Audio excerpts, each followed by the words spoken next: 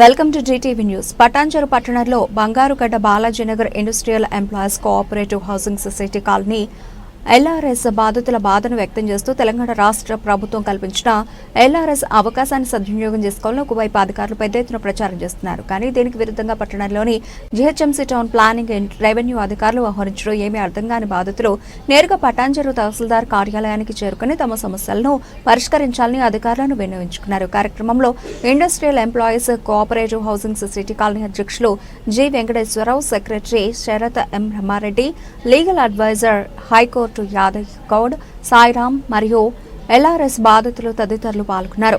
దయచేసి ఎవరో చెప్పినవి మమ్మల్ని ప్లాట్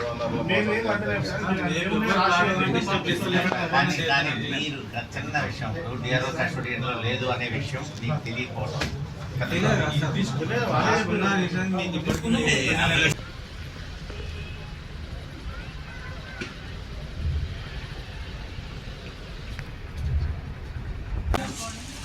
ఫుల్ ఫోటో తీయండి.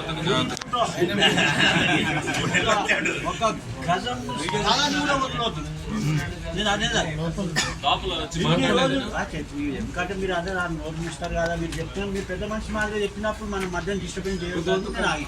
లేకుంటే నాది ఓవర్ ఉంటుంది. అసలు ఏం చెప్పాడు? మా దగ్గర ఉన్న రిపోర్ట్ ఇది ఉంది బాబు, మా దగ్గర ఉందా సార్ రిపోర్ట్?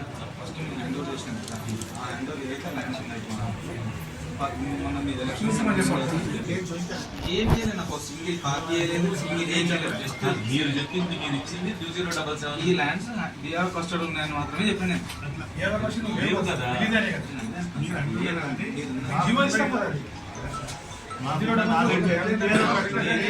మీరు మాకు అప్లికేషన్ ఇస్తే మేము ఒక క్లారిఫికేషన్ కలెక్టర్ గారు కలుగుతాం.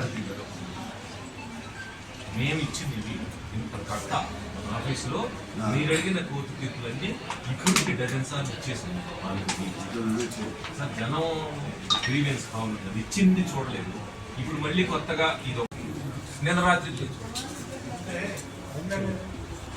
ఆన్లైన్లో ఏ అయితే మా ఉన్నాయో మొత్తం కూడా 1,80,000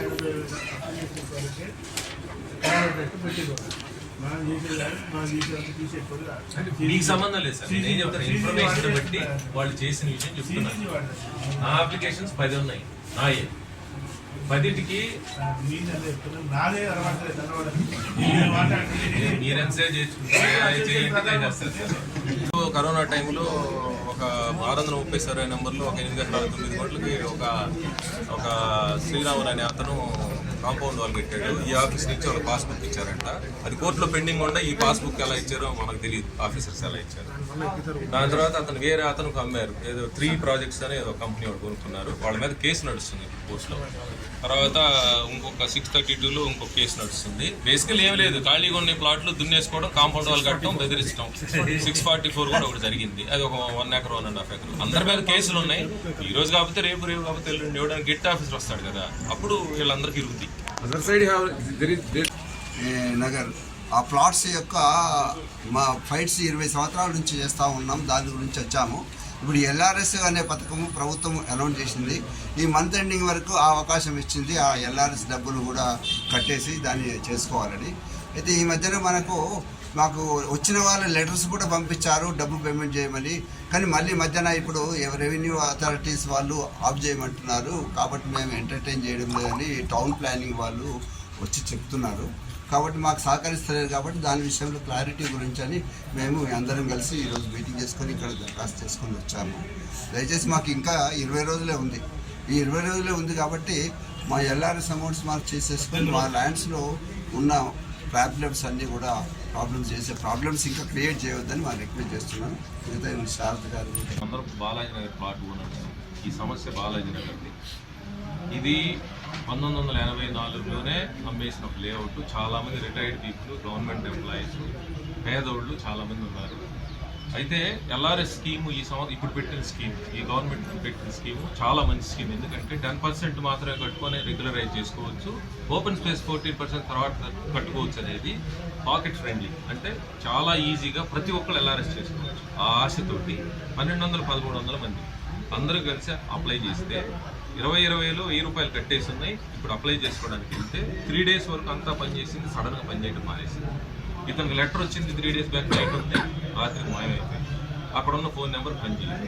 ఏంట్రా అని కనుక్కోవడానికి మేము జిహెచ్ఎంసీ ఆఫీస్కి వెళ్తే వాళ్ళు చెప్పింది ఏంటంటే రెవెన్యూ డిపార్ట్మెంట్ రెవెన్యూ ఆఫీస్ మా దాని మీద కోర్టు కేసులు ఉన్నాయి కాబట్టి అది అన్ని టైం చేయొద్దు, ప్రాసెస్ చేయొద్దు అని చెప్పారని వాళ్ళు మాకు ఓరల్గా చెప్పారు.